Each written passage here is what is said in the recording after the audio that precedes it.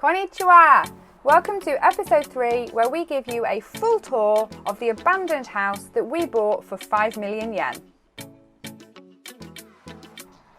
And here it is, the house which I wanted so badly and then nearly had a panic attack over after we got the keys, and I realised just how much work we are going to have to do. The house is set on the side of Lake Kasumigara, which is an absolutely gorgeous location and is one of the main reasons why I wanted this particular house.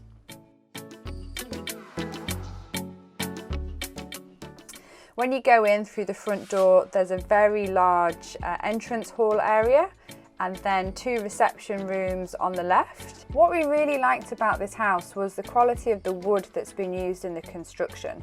This ceiling is absolutely beautiful and the thickness of the beams that have been used is fantastic. From the 2 reception rooms there's a great view of our front garden and of the fields and the lake.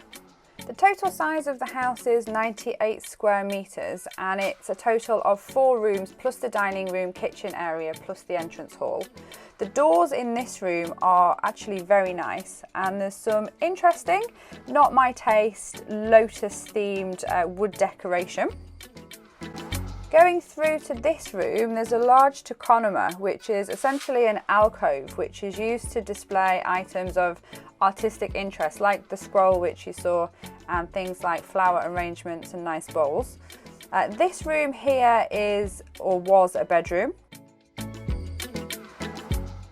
This post is amazing. That's made of Japanese keyaki wood and that leads through into the kitchen area.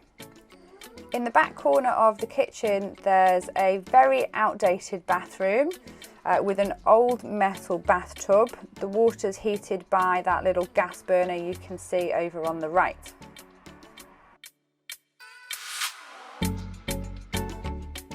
There's a number of different outbuildings. This one is an absolutely enormous garage space which was possibly used for dry storage.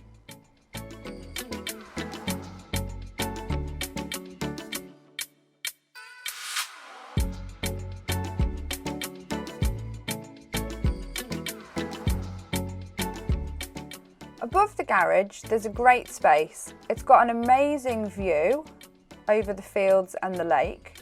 It needs a lot of work. It's not looking its best. We think this building might be older than the main house because if you have a look at the walls, they're actually made out of mud or clay. It also looks like it's had a little bit of water damage. The wooden floors under the tatami mat look to be in decent condition. The doors obviously need to be replaced or fixed up.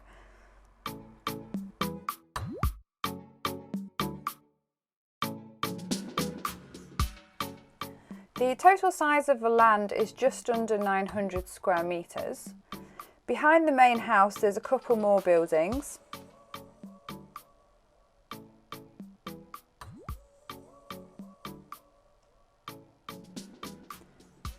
This building's a great space. It's got a small kitchenette on the inside and then a fairly large room with 2 built-in wardrobes.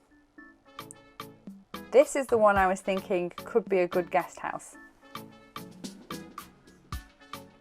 We've also got some outside toilets. There is a toilet inside the house, I just forgot to film it. We have a urinal here and a squat toilet.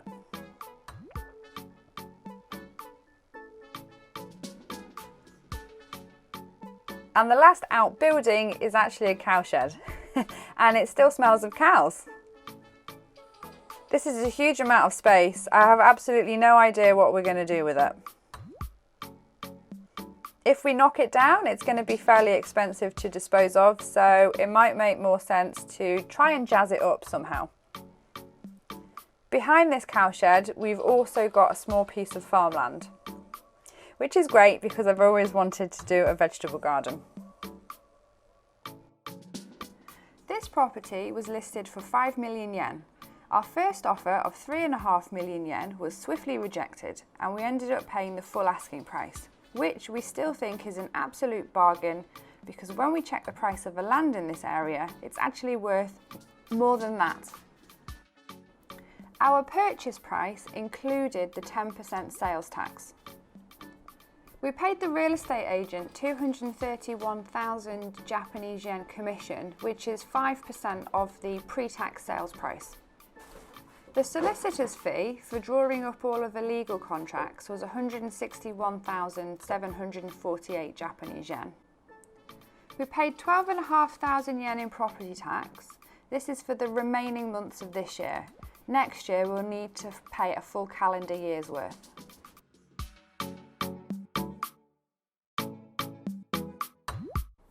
In total, this property cost us 5.4 million yen to purchase, which is about 52,000 US dollars.